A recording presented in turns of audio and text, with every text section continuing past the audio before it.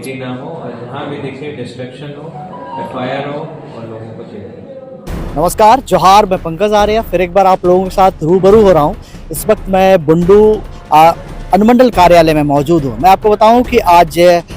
जिले के रांची जिले के ग्रामीण SP परवीन पुष्कर की मौजूदगी में यहाँ पे एक बड़ी बैठक आयोजित की गई। इस बैठक में अनुमंडल पुलिस पदाधिकारी, अनुमंडल पदाधिकारी और साथ ही साथ सिल्ली के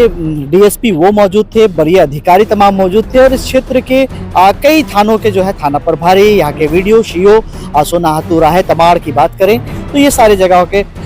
वीडियो CO और बुंडू के वीडियो CO मौजूद थे और इन सारे पदाधिकारियों में एक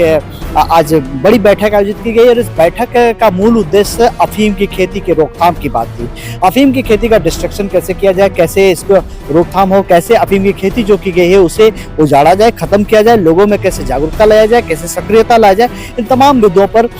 बड़े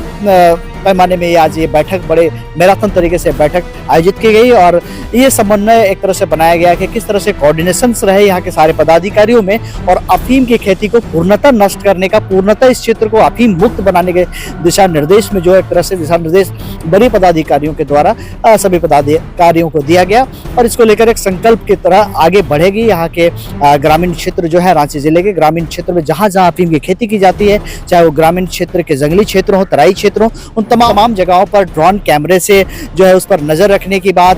जहां जहां खेती की गई उसको लेकर स्थानीय जनप्रतिनिधि है उनसे समन्वय कोऑर्डिनेशन बनाने की बात, इन तमाम चीजों को हर बिंदुओं पर, हर पहलुओं पर चर्चा की गई। तो आइए सीधे तौर पर हम लोग जुड़ते हैं इस कार्यक्रम से, इस बैठक से और क्या कुछ कहते हैं ग्रामीण SP परवीन पुष्कर सुनते हैं। बने तमाम खबरों के लिए आप आर्य न्यूज़ झारखंड में, मैं पंकज आर्य आपको रिपोर्टिंग दे रहा हूँ बुंडू से। बुंडू अनुमंडल तमाम थानेदार, तमाम DSPओं के साथ क्या है बैठक? आज अफीम विनिष्टीकरण को लेकर यहाँ पे अनुमंडल कार्यालय बुंडू में सभी पदाधिकारियों के साथ SDO साहब, SDPO साहब और जहाँ भी अफीम की खेती होती है वहाँ के पदाधिकारियों के साथ बैठक की गई। लास्ट ईयर अफीम की खेती काफ़ी हुई थी जिसमें लगभग 7,000 एकड़ का विनिष्टीकरण हुआ और इस साल हमें वो पॉजिटिव रिस्पांस देखने को मिला है कि लोगों में जागरूकता आई है। जागरूकता अभियान भी काफ़ी ज़ोर शोर से चल रहा है और अभी इस साल जो स्टेटस है अभी कि अफीम की खेती इस साल काफ़ी कम हुई है और जितनी भी हुई है हम लोग चाहते हैं कि इसको एक अभियान के तौर पे एक भी एकड़ ऐसा ना हो या एक भी डिसमिल ऐसा ना हो जहाँ पे अफीम की खेती हो और हम लोग इस एरिया को, पूरे रांची को अफीम फ्री बनाना चाहते हैं। इसको लेके एक बैठक की गई है और सभी को दिशा निर्देश दिया गया है और एक रोड मैप हमने तैयार किया। सर, लैंड के बारे में बात की जाए तो जिनकी भूमि पर ये खेती होती है ज़्यादातर उन पर कार्रवाई नहीं देखी जाती है। नहीं, लास्ट टाइम भी जो FIRs हुए हैं वो लैंड ओनर्स पे हुए हैं और एक बार लैंड ओनर आइडेंटिफाई होते हैं तो ज़रूर उन पे कार्रवाई होती है और उनको जेल भेजा जाता है। लास्ट टाइम भी काफ़ी लोगों को जेल भेजा गया था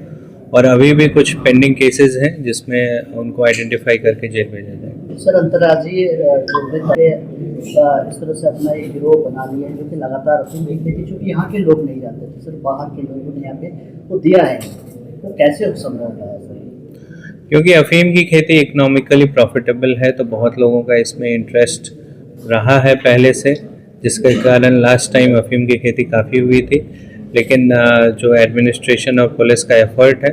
उसके कारण अफीम की खेती में काफ़ी कमी आई है और इस साल ना के बराबर हमने देखा है कि अफीम की खेती हुई है और जितनी भी हुई है थोड़ी बहुत मात्रा में भी वो भी डिस्ट्रॉय कर दी जाएगी और जो लोग इसमें इन्वॉल्व हैं उनको, उनके ऊपर जो लीगल एक्शन है वो लिया जाएगा। सर, एक अंतिम सवाल, घटना हुई थी और परेशान कर रखा था राशि को, अनसुरक्षित अगर केस को लेकर, इसके बाद कार्रवाई भी देखने को मिला है और ये ग्रामीण क्षेत्र है, देखा जाए तो यहाँ सुलझाना होगा। इसमें लोगों से यही अपील होगी कि ऐसे अगर कोई घुमंतु लोग दिखते हैं तो उसकी सूचना तुरंत थाने को दी जाए और थाने को निर्देश दिया गया है कि उनके पास जो भी बच्चे हैं उनका आइडेंटिफिकेशन हो, वेरिफिकेशन हो और लोगों से ये अपील रहेगी कि कोई भी ऐसे लोगों को देख के वो खुद से कोई कदम नहीं उठाएंगे और थाने को सूचना देंगे और थाना लीगल जो भी एक्शन होगा वो लेंगे। सर, एक सवाल है, उससे नष्ट करते हैं तो इस बार में क्या इस तरह का मामला देखने को मिल रहा है? अभी एक दो केसेस ऐसे मिले हैं जहाँ पे लोगों ने खेती की थी, लेकिन अवेयरनेस कैंपेन और जो नोटिस दिया गया था 47 सेक्शन 47 NDPS एक्ट के अंतर्गत, उसके बाद लोगों ने खुद से, लोगों में एक जागरूकता आई है और लोगों ने खुद से उन खेतों को डिस्ट्रॉय किया है, तो एक पॉजिटिव इम्पैक्ट हमें देखने को मिला है। सर पुलिसिंग की बात की तक पहुँच पाएगा, अभी भी वो डर है क्या? नहीं, मुझे नहीं लगता है। लोग इतने एक्टिव हो गए हैं, इतने अवेयर हो गए हैं कि उनके पास सभी के नंबर्स हैं, सभी पदाधिकारियों के पास। एडमिनिस्ट्रेशन और पुलिस जितनी अप्रोचेबल आज है, मुझे लगता है कि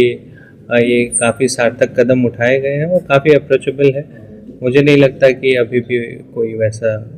दिक्कत है लोगों में पुलिस को अप्रोच करने में।